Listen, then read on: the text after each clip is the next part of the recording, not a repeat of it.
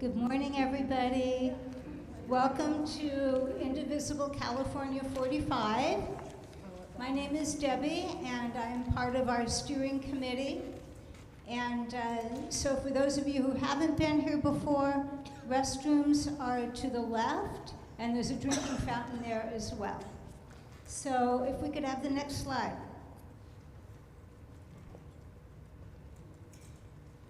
Okay. So today's agenda, we're going to quickly go over all of the actions that we participated in the month of June. And then we're going to talk about some of our planning for July.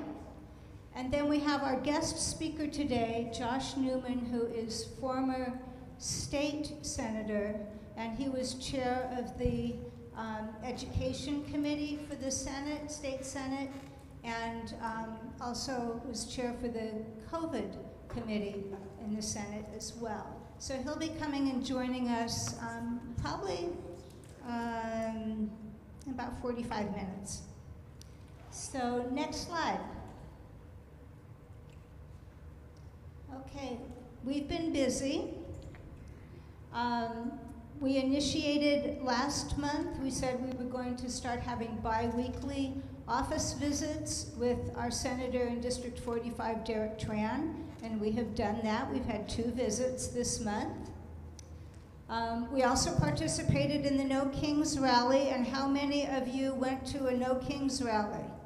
Wow, that's just about everybody. Cool. Okay, we're going to talk a little bit more about that. And then we exceeded our fundraising goal for the month, and Harry's going to tell us a little bit about that. And we've continued our Monday evening rallies. Now, if there's a heat advisory for the day, we're going to cancel the rally because we want to make sure that everybody's safe. So we've only had to cancel once so far because of a heat advisory. So next slide. Okay, our bi-weekly visits to Derek Tran's office. And I know Patty and I have gone. Is there anyone else in here who's gone to one of those? Wow, great. So, Patty, if you can tell a little bit about your experience, and then if anyone would like to share what their experience was, that would be great. Good morning, everyone. So, Indivisible started in 2017. As you know, there's a national group, and various local groups started, and that is what we are, Indivisible CA 45. We used to be, before the 2020 census, we were the 39th. Now we're the 45th. So our congressional member is Derek Tran. In the past, we had Michelle Steele and we had Young Kim. So we're thrilled to have a Democrat in office that is hopefully more productive. In the past, what we did was push back against the Project 2025 kind of mentality, the poor policies, and a lot of folks were worried about healthcare. A lot of folks were, if you remember, Trump 1.0, there were a lot of hot issues. And so we would go and visit their office, and we would all line up. If there was 100 of us, if there was 20 of us, and we would go in a couple at a time and drop off a comment card, which is a half-sheet paper where you give your name and address, because they need to know that we're constituents. We have power in our voice, we vote, and we live within the district. And I know some of you might live on the 40th, so if you live in the 40th, I encourage you to go visit Young Kim. So from Chino Hills, Yorba Linda, all the way south to Laguna, you go to the office, they have comment cards, or you can bring your own letter. You go in, sign in, you meet the staff. If you can meet the district director, that's great. They only have about a minute or 2 that they can interact. Usually people set up more formal meetings. Our steering committee did that last month or a while ago. So what we're encouraging now with our office visits, as you can see on the photo, this was 2 weeks ago. We also went yesterday. We had about 7 people yesterday, and we walk in and introduce ourselves so that they know we are constituents and they learn about what Indivisible is. And it's mainly for us to understand where the office is, what our power is, bring up your topic. Some people still want to talk about, Social Security and Medicaid. Some people might want to talk about the ICE rates, something more urgent. So in 2 weeks, I invite you to come It was interesting yesterday when we went, we met an intern, and her name is Vivian. She, you know, the way they're trained is they don't know if they're getting normal people, if they're getting indivisible people, if they're getting MAGA people in front of them. They don't know. So they're trained, you know, there's like, you gotta buzz in, you gotta be friendly. We're very passionate, and sometimes when we raise our voices, that might not help our cause. So we want to train ourselves to go in and let them know who we are as Indivisible. We state our name. I'm Patricia Hanzo, I live in Fullerton. My concern is that there's overreach from the White House, and I really want to see Derek Tran make an official appointment to enter all the federal buildings and check those basements where they have detainees. Can you please write that down? Short and sweet. Having that comment sheet helps because we drop it off, so it's a written document. They either tally it, they type it up, every office is different. So you don't have to go when we organize something, you can go on your own. She told us it's from 9 a.m. to 5 p.m. They have a counter, you just buzz yourself in, they let you in. There's a sign-in sheet, you can talk to them about an issue, and filling out the comment card helps. Does anyone else want to share what they experienced yesterday or 2 weeks ago? So we've gone, my husband and I have joined them for the 2 visits. It's very interesting. It is helpful because now I'm thinking, well, yeah, I know that they usually say in person, like if you have an issue, in person is really shows urgency and that you took the time out. So that would be first choice. Phone is second, then email third to contact your congressman. And we live just right around the corner from him, so I'm seeing it as a possibility of something that we just do on our own once in a while, just go over there to give it a little more oomph and urgency or whatever. And going with you guys has made it really easy to understand, oh yeah, it's not scary or whatever. I mean, I used to not even want to make a phone call. I've at least finally gotten over that. So going to the office is a whole next level or whatever. But they're really nice, especially when they see you're on their side. So yeah, that's good. Okay. All right, thanks, Mindy. Could we have the next slide? Oh, sorry, the next one is July 11th, Friday, and July 25th. And if you live up here North OC, there's a carpool that leaves. Are you going to still carpool? Yeah, our carpool meeting place is at 1 o'clock, and we meet by the old Coco's that's right at Imperial in the 57. And the goal is, and if you live in Cypress or Garden Grove, if you want to meet the group there by 1:30, it's in Cypress. We exit Knott, then go down Catella, and then I don't know, the next street there. But then if you're local, you can meet there and we can walk in together. And we plan to be there around 1:30. Just a question. Going to Young Kim's, if you're not in your district, is that effective? No. If we went to Young Kim's office and you're not her constituent. Like It helps when the unions have, they need bodies to hold signs, and they call the press. You want to hold that sign and help. There's a lot of health unions. The nurses are doing something soon. Every other week, pretty much, there's an event at Young Kim's, south of the 91 in Anaheim Hills, and they'll have a call to action. We'll post it on the Facebook page, our Instagram, the email blast that we send you. So if you signed in at the front, your email will get an email blast from us once a month, maybe twice a month, with information about Young Kim stuff. You can also look up, like we have a website and Facebook called Indivisible, CA, that means, California, ca45.org. There's also one called Indivisible CA40. There's a Facebook group, and they put announcements too. We try to share it. So if you want to go, I think there's one coming up that I'm going to try to make, but we're not organizing it. It's a union or it's another call to action.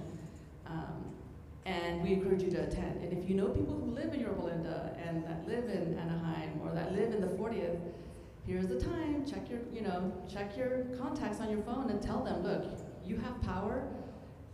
Young Kim is the only Republican congressional member in Orange County. So if next year in 2026, we need to flip that seat. For the 45th, Derek only won by about 600 votes.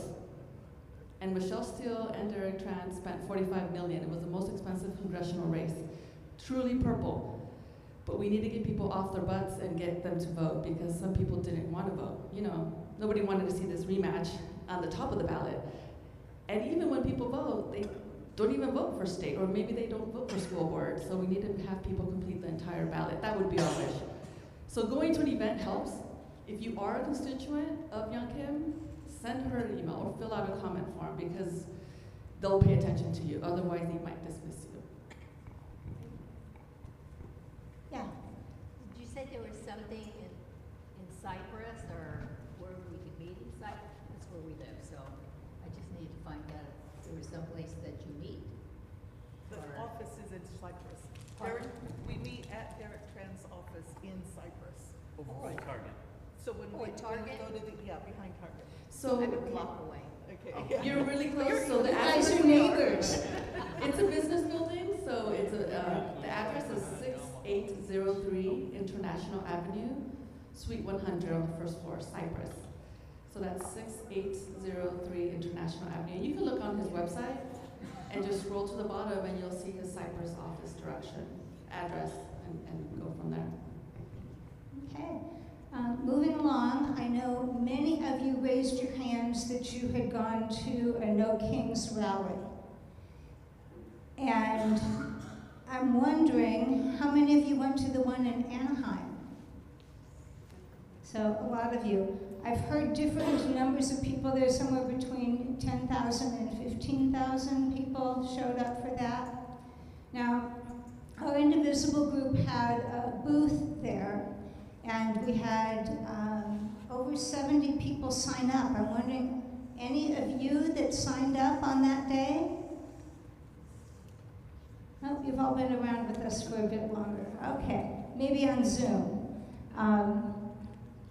So anyways, I'd like to hear, people's experiences of how they felt about the June 14th event. And I think we can take comments from maybe 3 people. Here's a comment. I went up to Los Angeles for the No Kings, and they had a lot of the exits blocked off to keep people from getting to the downtown. But I got to the downtown, there were 200,000 of us, and it was the most thrilling thing I've ever been to. Thrilling. Then after that, I dropped my friend off, and I went to La Palma Park and did a second No Kings. And it was electrifying as well. So I'm just overwhelmed. If 12 million of us can get out there, autocracy will not stand. Good point. Hi, I'm Linda. I was at the Anaheim No Kings Day. I got there early to help set up, and I was surprised as I was driving there about 40 minutes before it was supposed to start. There was already people lined up on the street with their signs, so that was really exciting to see. And the turnout there was awesome. It was a great event, and we had a lot of people come by our table, and it was very well hosted, I guess would be the word. I don't know if you've never been to one of these events. I mean, there's porta potties, there's, if you needed first aid for any reason, bee sting or something, there's somebody there to help you. It was a family-friendly event. There was lots of families there.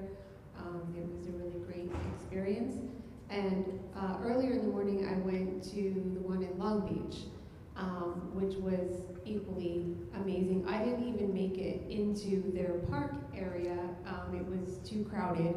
And so I would say the turnout there, I don't know what the numbers are, but it would be at least the equivalent to what we saw at La Palma Park. And it was the same type of experience. I mean, families, it was very enthusiastic crowd, and it's great to see so many people, like-minded people coming together. I think we have time for one more comment. We went to what we thought would be a private,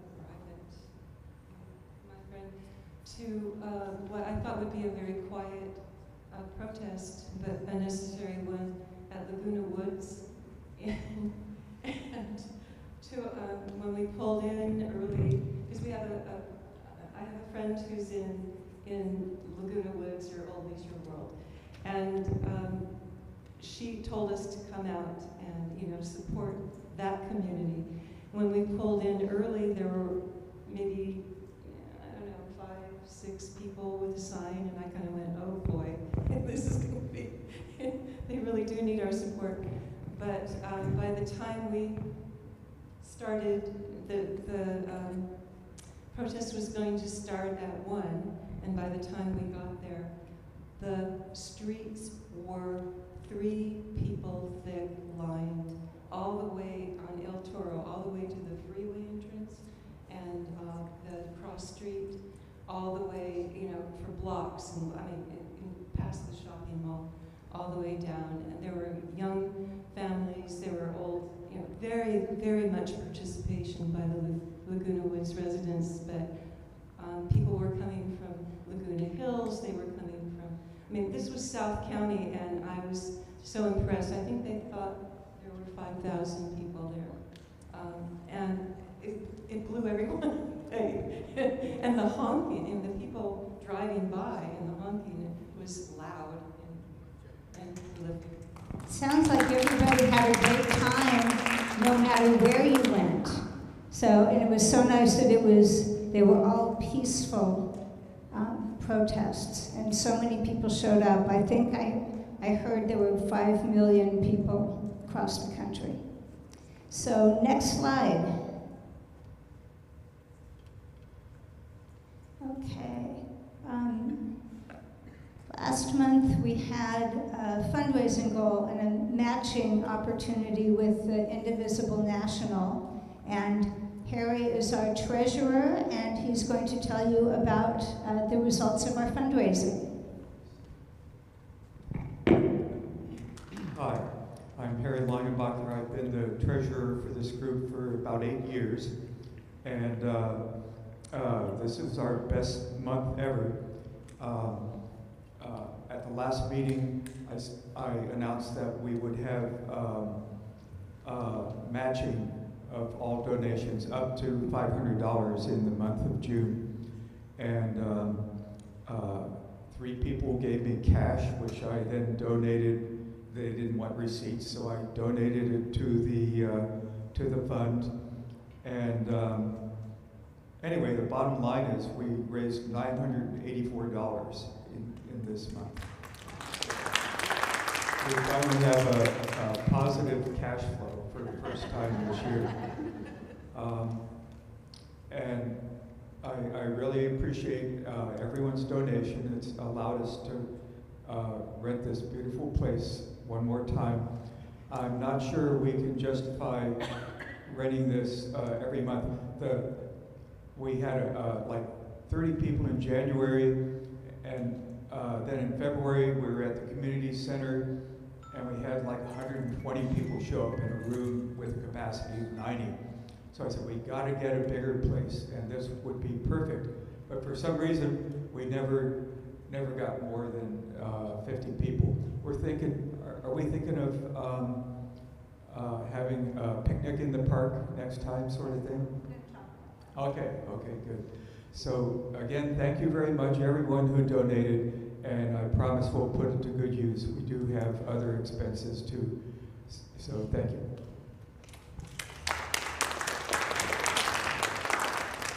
Okay, next slide.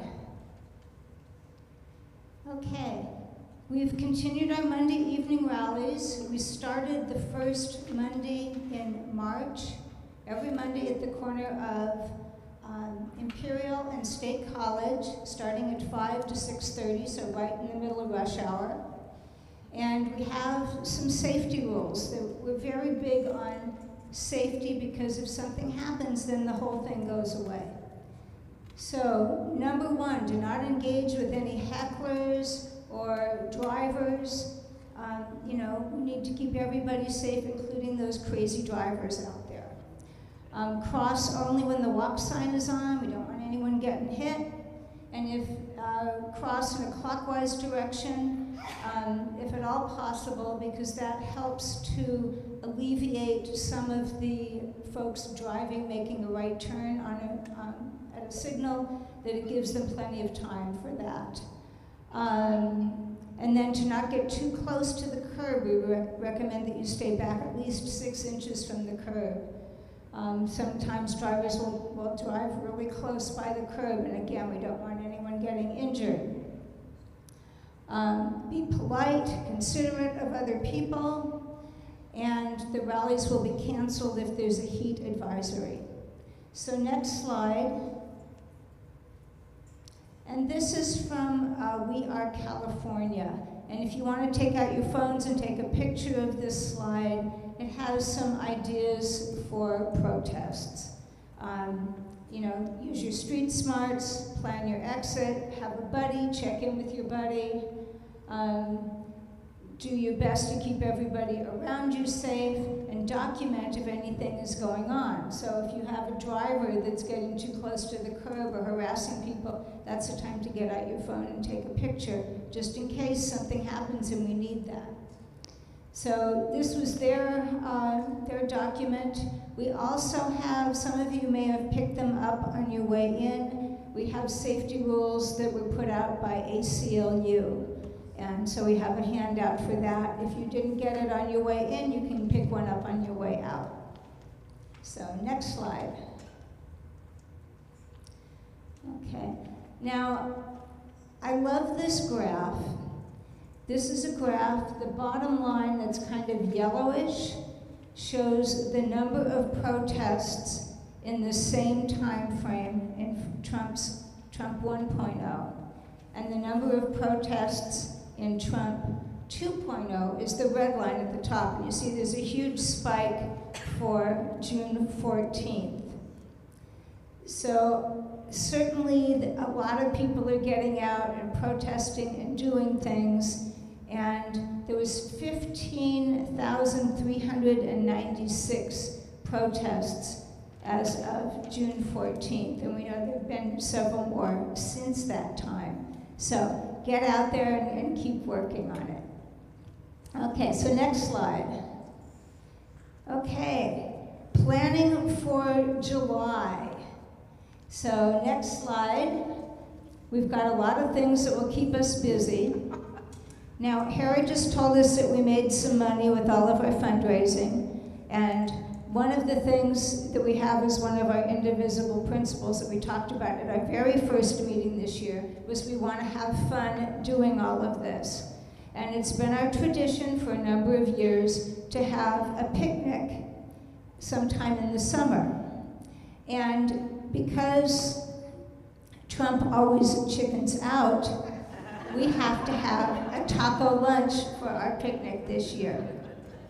So, and because we all believe in democracy, we're going to vote. We don't have a location yet, but we'll work on it as soon as we get your votes if you prefer July or August for our picnic. So everybody who wants to have a picnic in July, raise your hands. 1, 2, 3, 4, 5, 6, 7, 8, 9, 10, 11, 12, 13, 14, 16. Okay, and people who prefer August.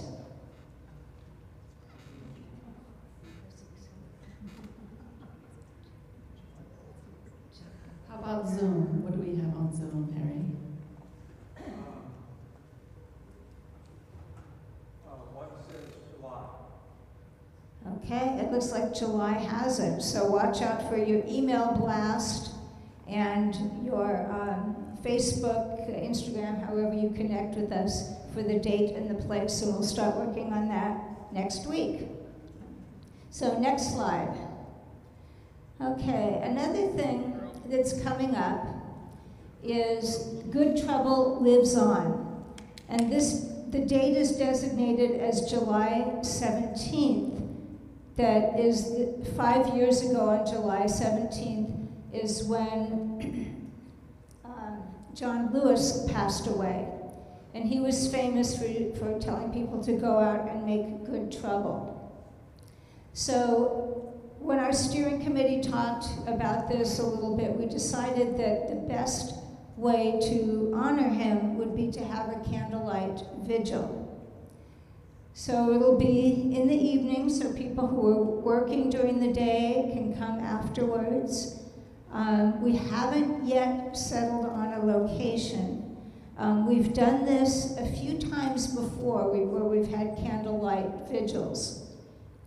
We had one at our usual place up at the corner of State College and Imperial, which was a good place for that. That was a vigil for when they were separating kids from their families. We also had a candlelight vigil on the anniversary of January 6th that was at the corner of Brea and Imperial. And then when John Lewis passed away, the Black Democrats of OC had a vigil at the courthouse, the North Orange County Courthouse. So we figured it'll be one of those three places, but we haven't yet settled on a place. So watch out for the information on that, and please join us for that event. Okay, next slide. Okay, some of the continuing actions for July.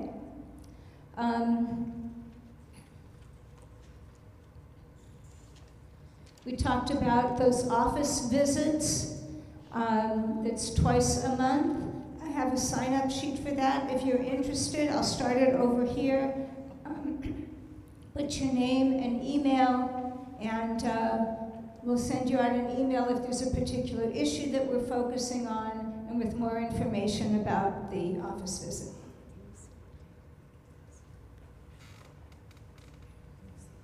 Okay, we're also planning to continue our weekly rallies at Imperial and State College. One of the things that we really need assistance with for this is safety monitors. And what the safety monitors do is you have a vest, you make sure people, don't cross when they're not supposed to, encourage people not to engage with hecklers, just making sure that people stay away from the curb, and all of the safety rules that I mentioned earlier. So it's a fairly easy thing to do, but we ideally would like to have at least one safety monitor for each corner. So I'm going to start that clipboard around on this side. And please again put your name and email.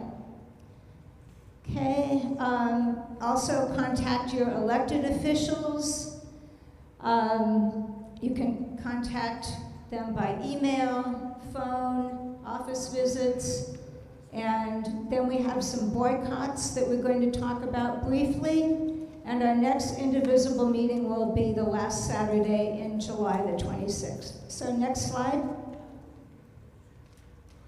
Okay, here's another time when you might want to take out your phone and take a picture. This is all the contact information for Derek Tran, our congressional representative, and for our state senators.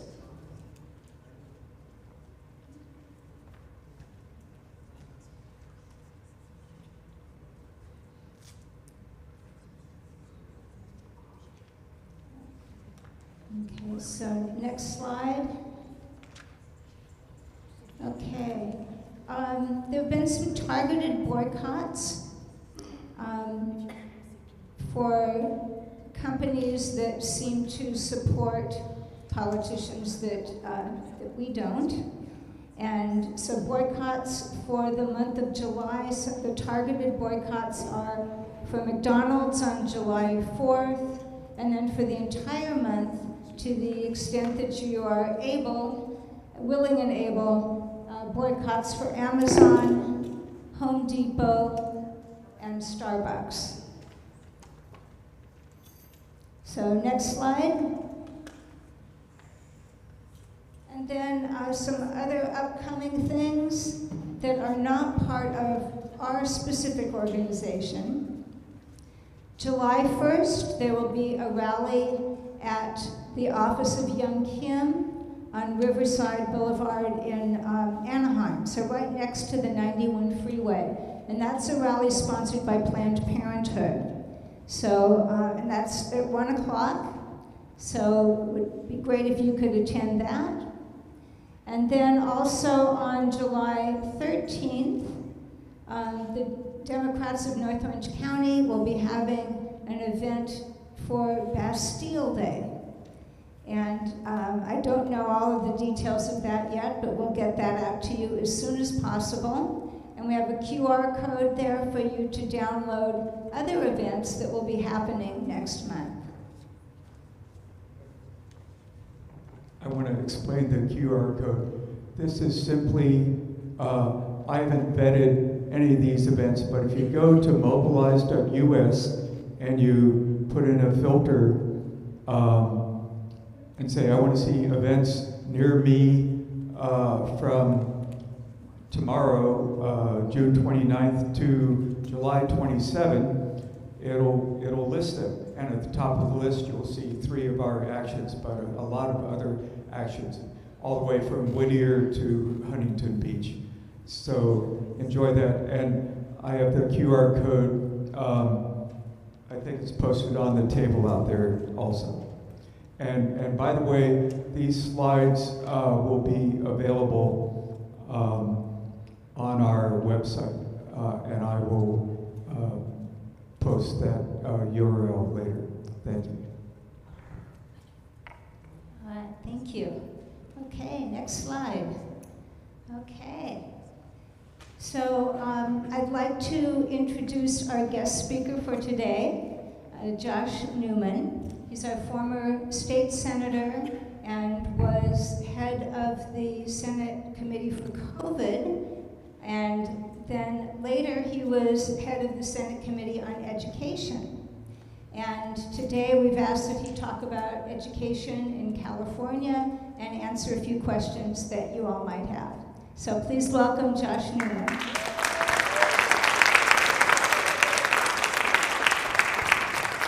So, I know a lot of people are here, so good morning. And if you'll notice, I'm wearing I'm fresh off coaching my little kids' basketball team up at the YMCA. And, well, don't apply, they lost by a point, and I blame the coach. So if I come across as overly enthusiastic, it's because I've just been exhorting 8, 9-year-olds to their very best. And the very best was 24-23, we were 23, but it was an awesome game. So thank you for having me, and always nice to be with the Indivisible folks. How many of you folks went to No Kings rally recently? I'm sure everybody. So you're awesome. So give yourselves a round of applause. And thank you especially to the Langenbachers. I think my first Indivisible meeting was probably in 2015, 2016, right? 17 when it all came together. So you've been doing this for a while.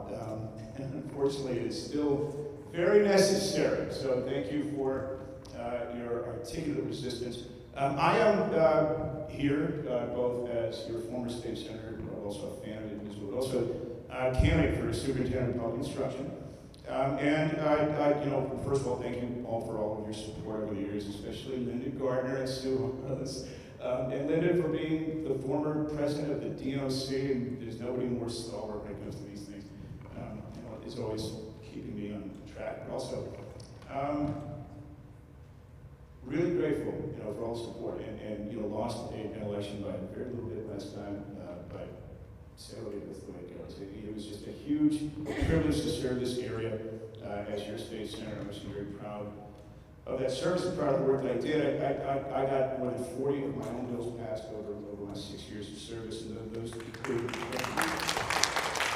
and across a range of issues that I think are very important: mental health, worker protections, support for veterans, environmental protection and recycling, election reform, improving education, and funding repairs and modernization of California's K-12 schools. I was the principal co-author of Prop 2, the bond that passed that provides $10 billion for desperately needed investments in California schools and community colleges.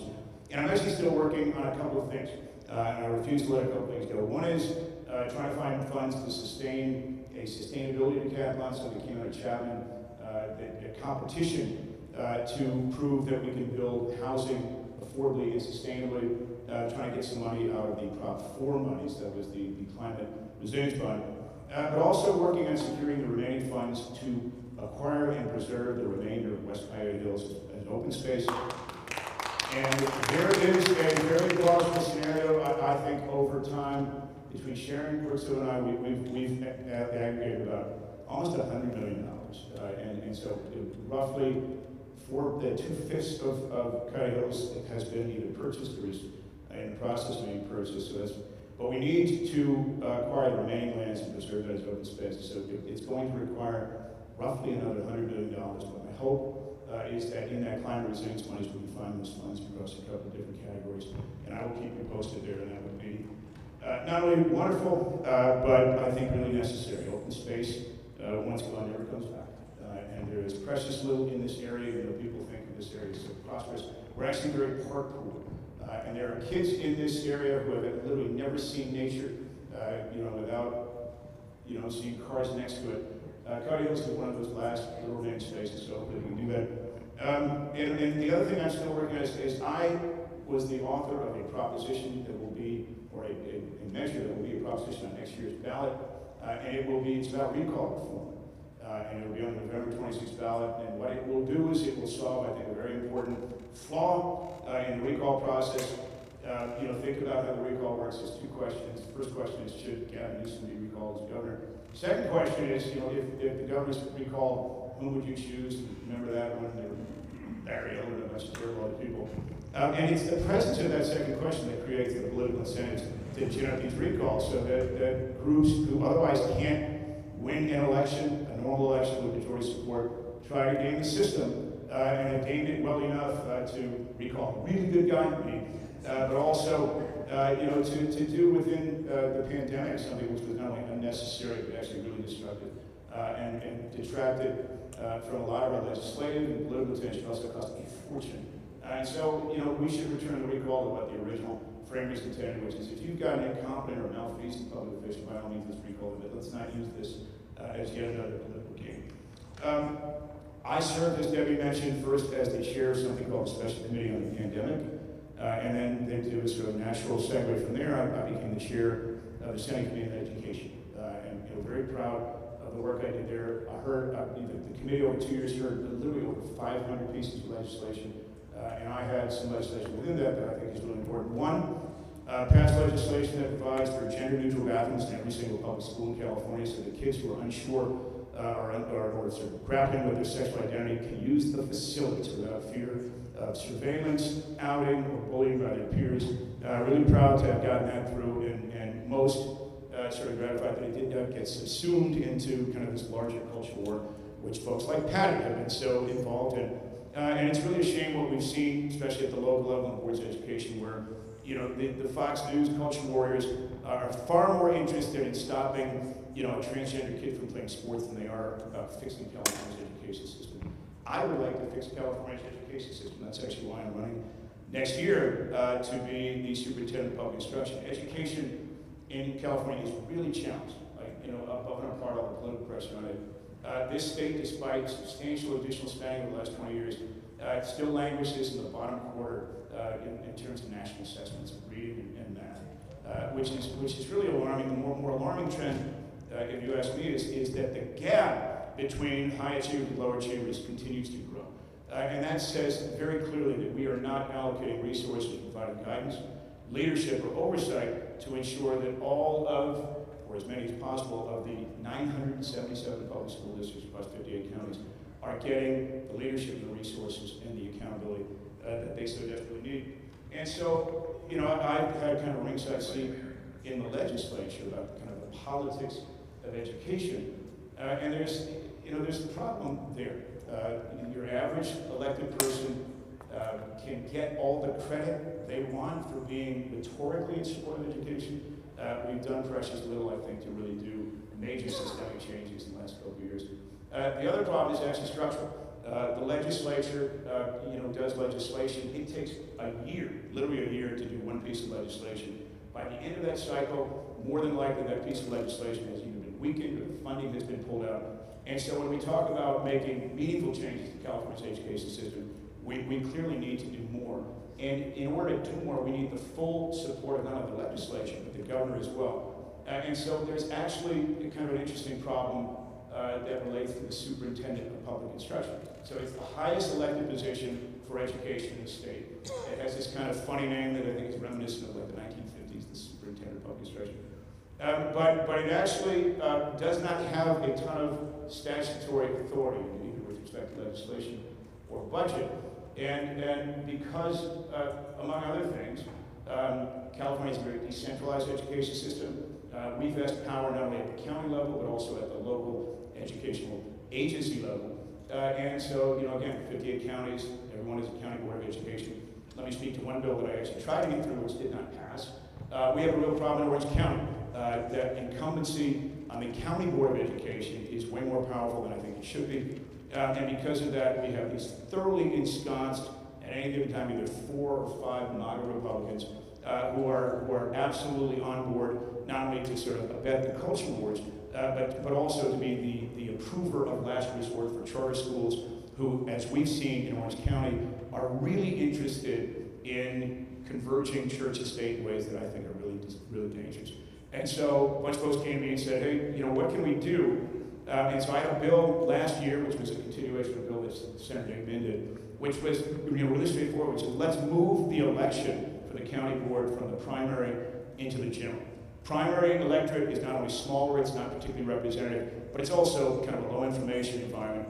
And so that's why we've had wonderful candidates like Nancy Watkins and Shireen, who have run good campaigns, Annie Thornton before that, but really can't get the attention because people aren't tuned in for that election. And so it makes sense to me, it made sense to lots of other folks, in fact it made sense to everybody except the governor, to move the OCPE election into the fall, so it would be not only higher participation, but much more representative.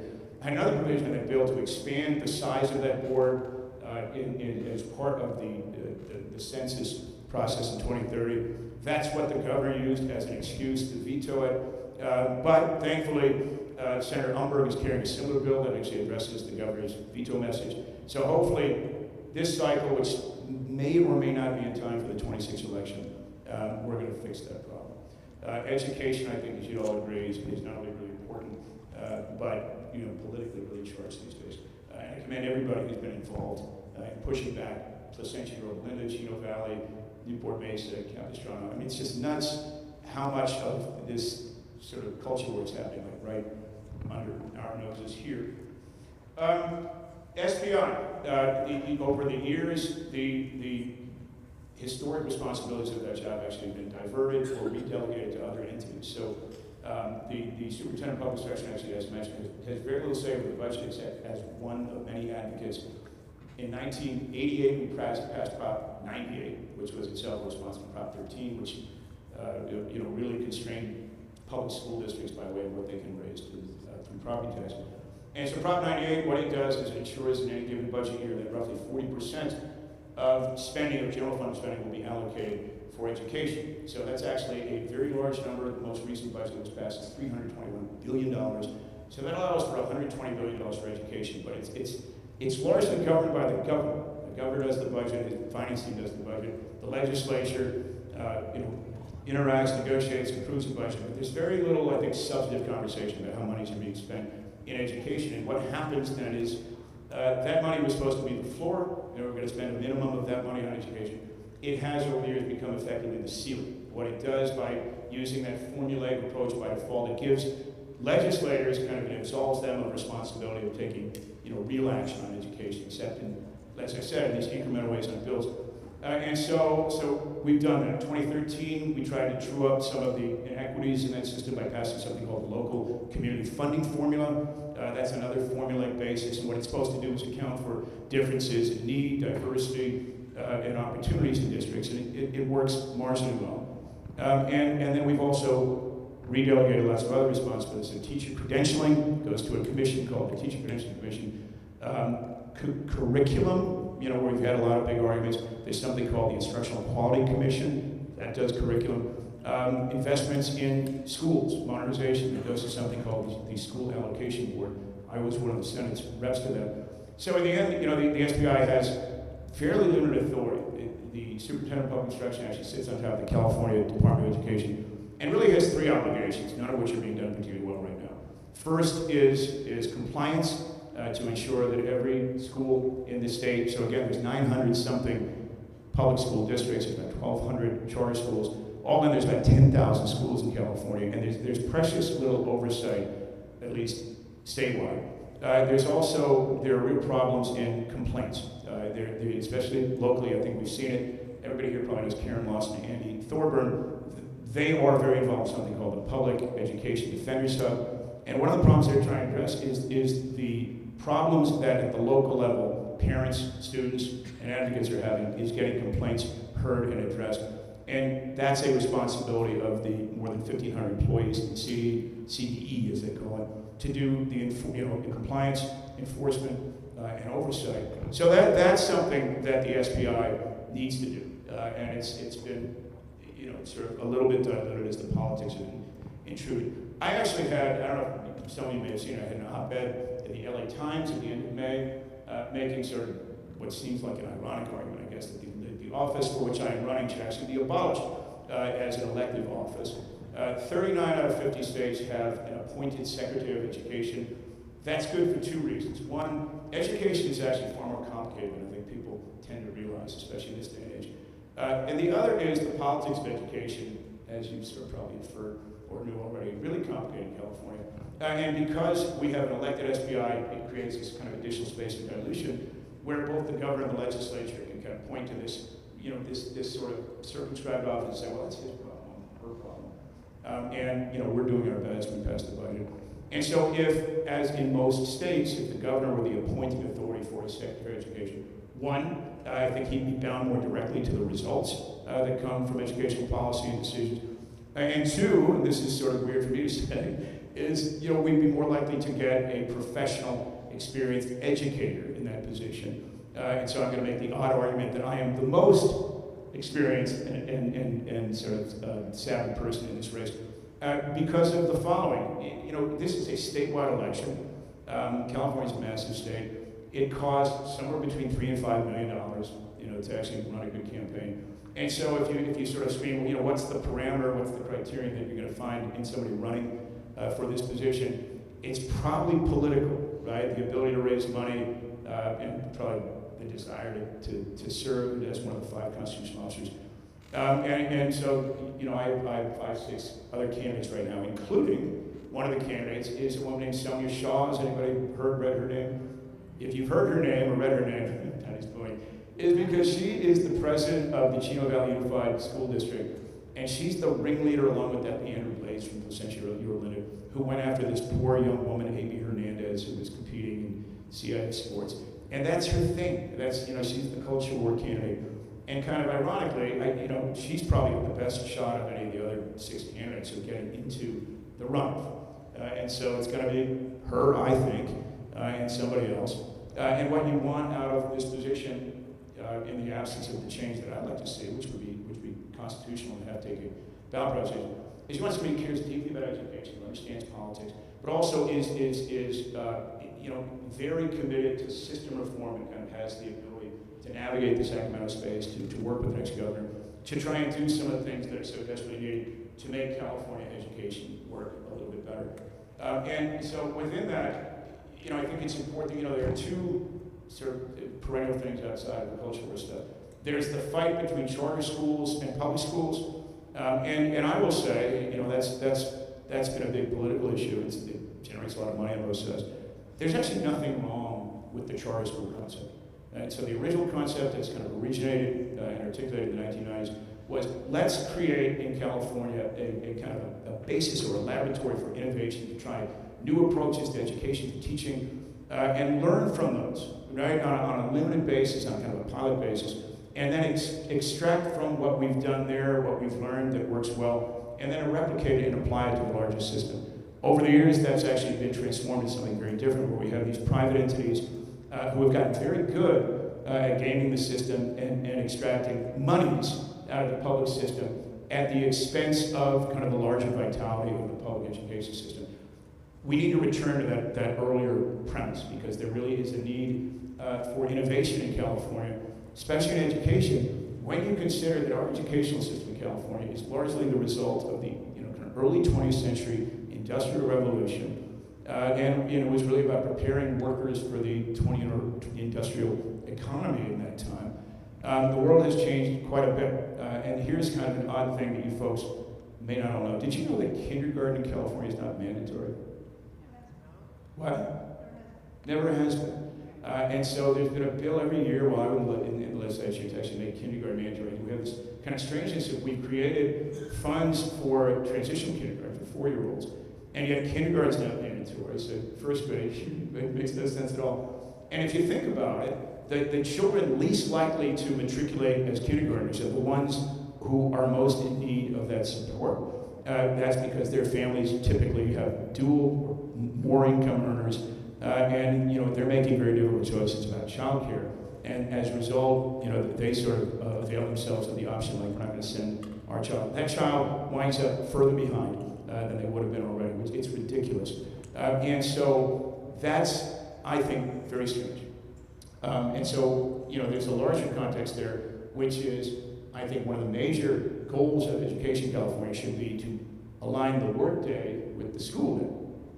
And everybody every time says, wow, that's obvious.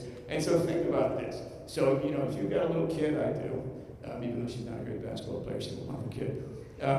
But, she goes to school from 8 o'clock to 2:30, and then we're fortunate that 1, she gets to go to Child Time, this private place out in Brea. 2, Linda picks her up half the time, and we can't, so that's the other thing I'm grateful for. But it's really expensive. Private daycare is immensely expensive. And even subsidized programs don't work for working people. So there's a wonderful program at Fullerton College. It's effectively free, and you can if you get your kid in, there's limited spots, but from 8 to 12, your kid can have an awesome, child care program. I don't know any working family that needs that program that can leave work at 12 and do something else. So childcare is, school is childcare and vice versa. And if we could find the funds to continue some of these programs that actually were funded in the pandemic, they're called expanded learning opportunity programs, to make those permanent features of California's education landscape, that would be good not only for students but for their families. This is a massively challenging economy in California. The cost of living is so high. Everybody probably knows the stats about what it takes to either buy a house or rent a house in Orange County. You can't do that without multiple earners in a family, and you can't do that without putting real pressure on the larger family when it comes to childcare. So we need to fix that. The other thing, speaking of the industrial revolution, is we need to rethink how we do education as it relates to workforce readiness, but also the kind of the digital economy. And there are lots of, in India, there's sort of a trend right now. Everybody talks about what jobs are impervious to AI and to offshoring. We're not actually teaching to those skills in California's public schools. And there's nothing wrong with a kid not going to college, but there's something wrong with a system where we only provide the resources for the kids who are going to go to college, and the rest are left not only without resources, but without insight into kind of the things that they could do that would be not only productive but rewarding, and which are in fact very sophisticated these days, which require highly technical skills, and which are not mutually exclusive to the other thing that I think is vitally important, which is civic education. And so at the base of all of our terrible politics these days is a void in civic education and civic participation. And I don't have to tell you because you are the extreme outliers because you're here on Saturday.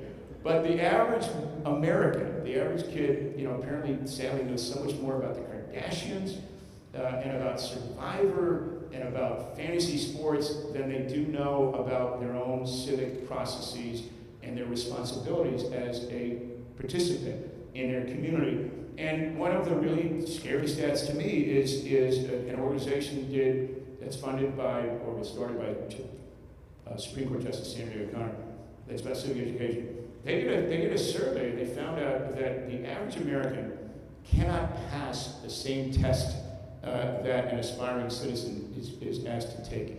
And that test, it turns out, isn't that hard. So when you want to become an American citizen, you get to study from a book. There's 100 questions, and they're kind of the obvious things. What's the rule of law? What are the 3 branches of government, etc. And then when you take the test itself, you go in for an oral exam, and you get an extra 10 of those 100, and you need to get 6 right. and 60% of Americans can't pass that test.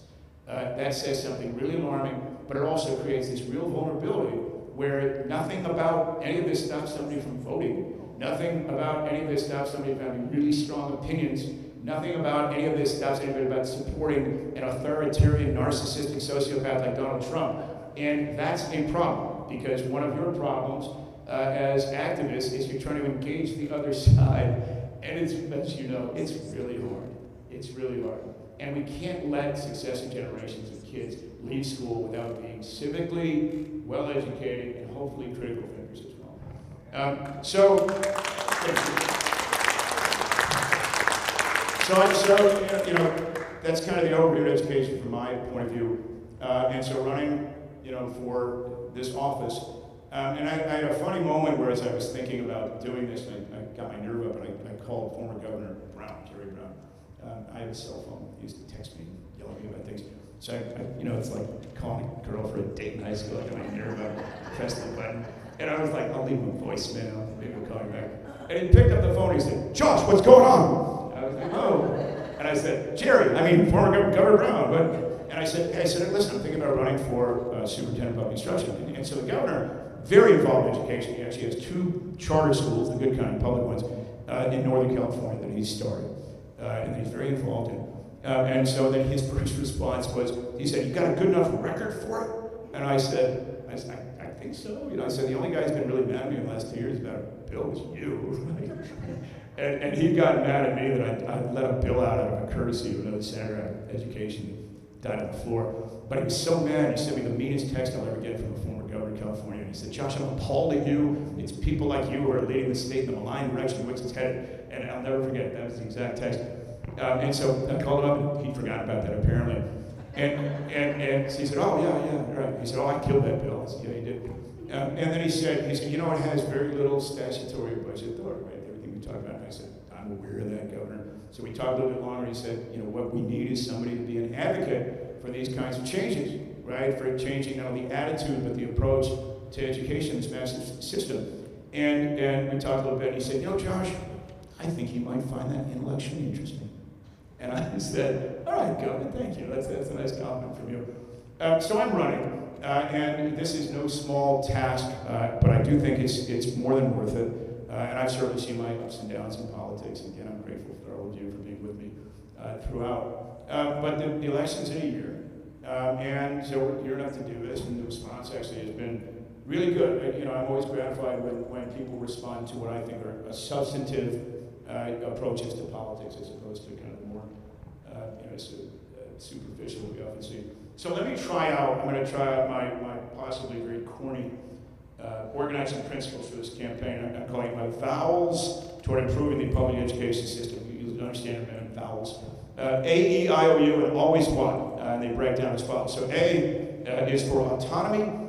We actually do have a whole bunch of examples of wonderful, you know, practitioners, educators who do real well. We need to give school districts not only autonomy to experiment, but hold them accountable. And in so doing, find those good educators and find those good practices. E is, in the services, is for enabling that.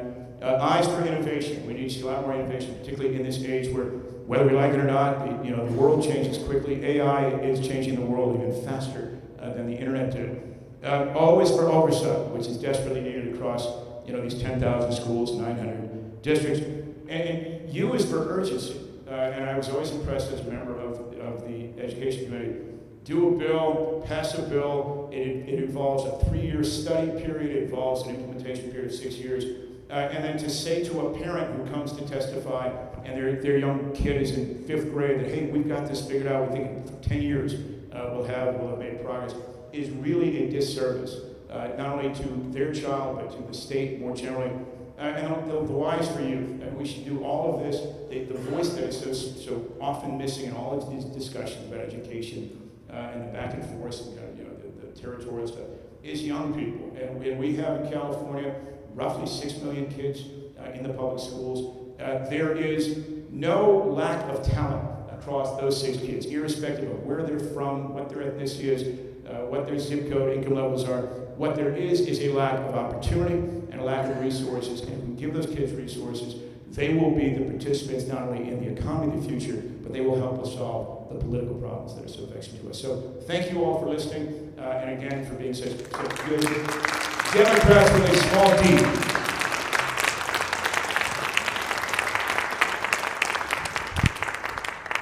Do we have any questions for the... I'd be really surprised if you had any questions at all after that.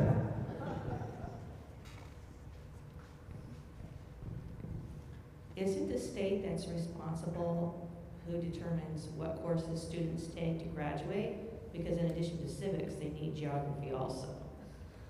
Right, and yet we have, in the service of standardizing, we've made it really hard. There's a whole bunch of categorical requirements, A through G as they call them, different categories. But the requirement in civics is actually really lame. I don't know how to put it. There's a requirement, a mandatory requirement of 6 months, a semester of civic education. And typically that civic education course, if it covers federal stuff, it certainly doesn't include state politics, state governance, and it never includes local governance at all. And that's, the decisions that are made at the local and the state level are probably more important. That's where, people are most affected. And so we probably need to rethink, how do we, in sort of assigning all of these categorical requirements, how do we ensure that we're producing good, thoughtful graduates?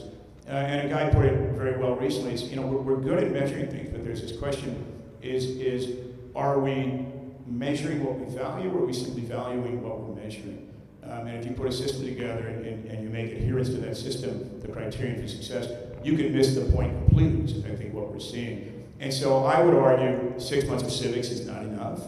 And I think it's fair to ask the question that we all do as we get older: what the hell are these kids learning in school? But educators, principals, teachers are working really hard to meet all these requirements, and they mean well, but they're actually, as under as much duress as anybody, and they're as aware as anybody that they have very limited impact on the outcomes. So we need to really think these things through better, and it's about a focus. What does a good, qualified, competent, responsible graduate look like, and work backward from there.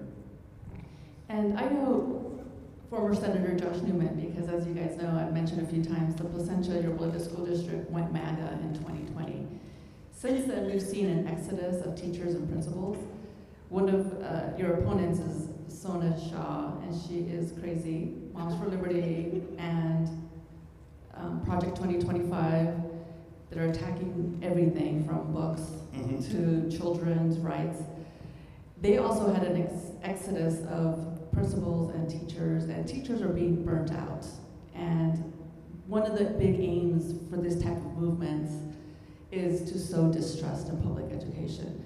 How can we, I know you were on the education committee for this in the State House, and that was one of the biggest challenges, to recruit and retrain educators. What are your goals as superintendent when you win the office?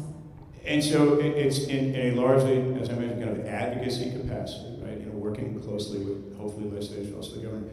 We have to solve a really serious problem, and you touched on it, which is the attrition that we're seeing in the educated workforce, but also the challenges in recruiting young people to be teachers. And we have so devalued teaching, especially in the public school system, that it's getting harder and harder to recruit young people to become teachers. It's also hard, as you mentioned, to be a teacher for lots of reasons, including some conditions in the classroom. There's still a bunch of latent sort of residual effects of the pandemic, behavioral health things that are having a big impact.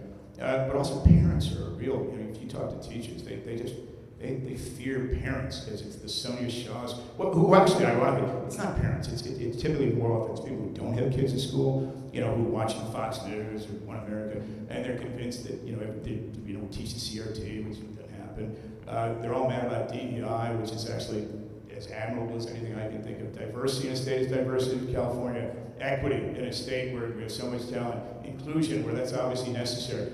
And so we need to figure out how to restore, I think, the prestige of teaching, but also make it easier and more streamlined for somebody to become a teacher, and also to make a decent living as a teacher in high-cost of living places like Orange County. And none of that is simple at all, but it's really obvious on both ends. As the older generation of teachers retires, We lose all of that expertise.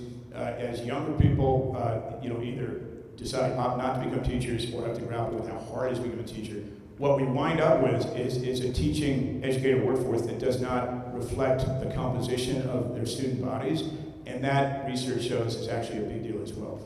So all of this is very necessary. Your point. I have a question here. Oh, sure. Yes, hi, thank you. Thanks for the good information today and for the good work you're doing. I don't have a question, I just have an ask. All of this good work and what you've been talking about, please, with the vowels, A-E-I-O. Oh, it worked. Okay, good. Always why. Please bring our special education kids. Yes. Yeah, so, amen to that. And this is another area where, there's a cost. The federal government has not met its obligations on the IDEA Act ever, and so we have to figure out how we provide the resources, but also the right environment for kids with special needs. Absolutely. Last question? Last question. So my question, thank you for your comments today. It actually goes to what she just spoke about. What will you be able to do to support our students in special education as all of the federal regulations are falling and crumbling around us, and these kids are being left essentially with nothing? What can you and what can the state do to step in and support these students when there's a lack of, federal government support behind it? Once again, California has to step in and do the right thing, and what will you be doing to that end? So there are two areas, rural schools and special education, where we're most vulnerable to kind of the new Trump sort of opposition to both education, but also California. And so, that's going to create a deficit of somewhere around $12 billion. We need to fill that gap, but we also need to create a leadership environment that insists that special needs kids aren't left behind, they continue to be incorporated into kind of the larger school community. And I think that is both a budget problem, but also, as much as anything, a leadership imperative. It's a values question.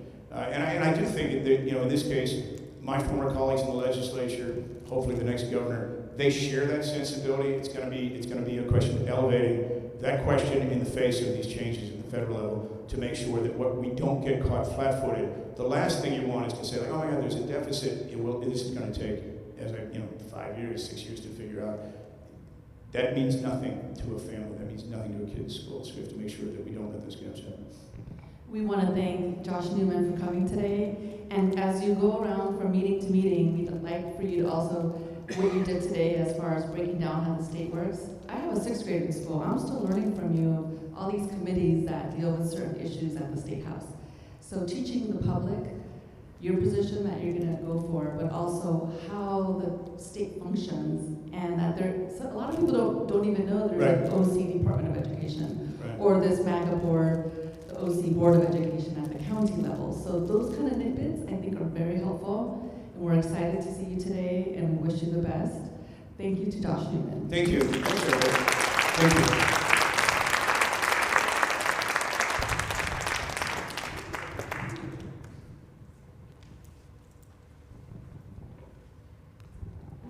Once again, thank you very much for coming and speaking with us today. I don't know if this kind of concludes our meeting, but if there are folks who have announcements for other activities coming up, raise your hand and we'll bring the mic around for you to talk about those.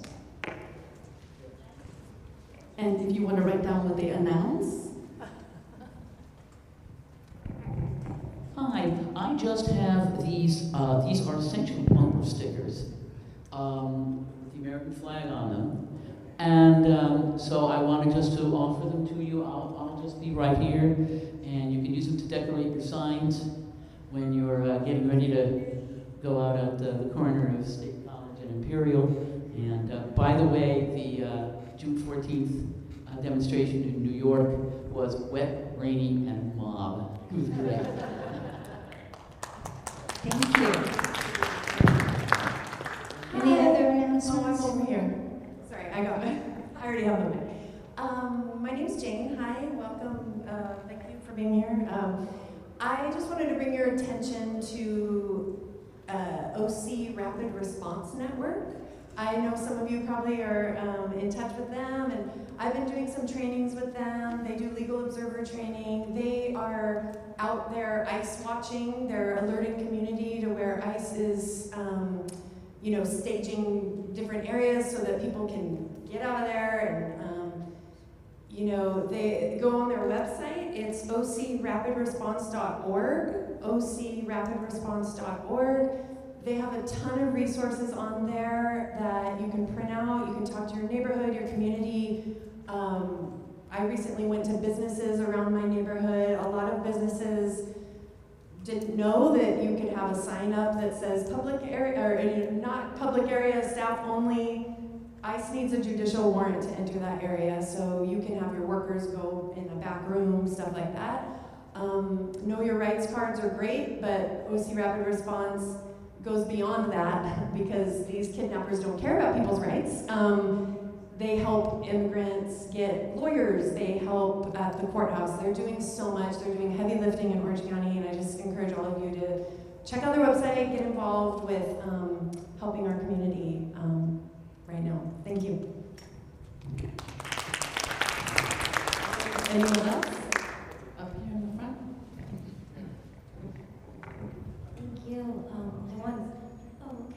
I wanted to share an app that has been very helpful to me, and you probably are familiar with it. It's called 5 Calls, the number 5 and then calls, and you can put in your information, including your zip code with a 4-digit extension, and it will pull up a series of topics to call your representatives about, and it will give you direct links to their phone number, their office phone number, and all you do is you click the phone number and it will directly connect you to their either a federal office or their local district office, and it's very helpful for getting involved. So 5 calls, number 5 and then calls.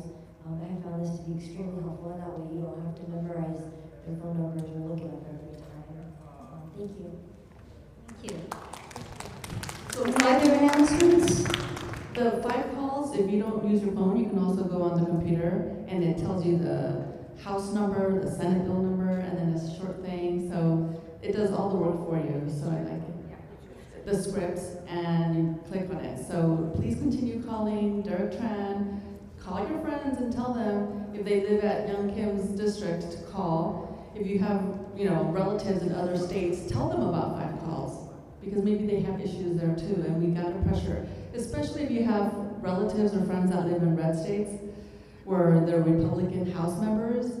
We are outnumbered in Congress. But if all those red states had people calling them, we could pressure them. We have to get some Republicans to flip in the House and vote. This big bad bill is coming up for a vote. Is that today? Oh God, okay.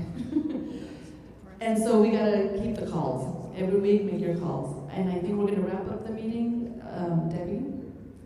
Thank you all for coming. We look forward to seeing you at our Monday rallies, at our rally or vigil on the 17th, and we'll have a location for that soon. Please join us for our office visits on the 11th and the 25th.